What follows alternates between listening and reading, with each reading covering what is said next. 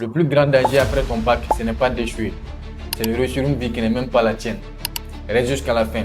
Parce que si tu viens d'avoir ton bac, ce message pourrait t'éviter des années de regrets. Et si tu connais quelqu'un qui vient d'avoir son bac, partage-lui cette vidéo.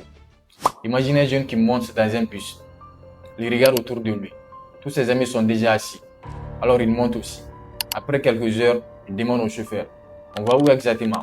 Le chauffeur répond: je ne sais pas. J'ai conduit là où les autres veulent aller. Ça paraît absurde, n'est-ce pas?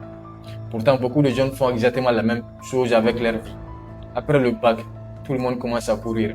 Inscris-toi ici, fais cette filière, choisis ce métier, pars dans ce pays et petit à petit, tu oublies de te poser la question la plus importante. Est-ce que cette vie correspond vraiment à la personne que je vais devenir? Le problème, ce n'est pas d'écouter les conseils des autres. Les conseils peuvent t'aider.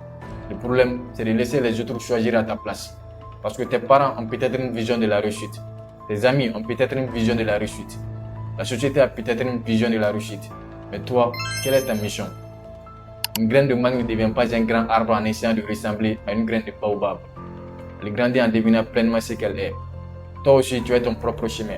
Peut-être qu'il sera différent. Peut-être qu'il sera plus long. Mais il doit être le tien.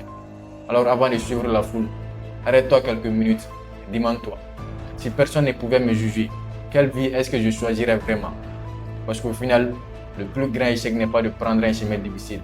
Le plus grand échec, c'est de passer toute sa vie sur un chemin choisi par quelqu'un d'autre. Et dis-moi en commentaire, est-ce qu'à partir d'aujourd'hui, tu choisis de courir ou pas? Et surtout n'oublie pas, avance petit, mais ne reste jamais petit.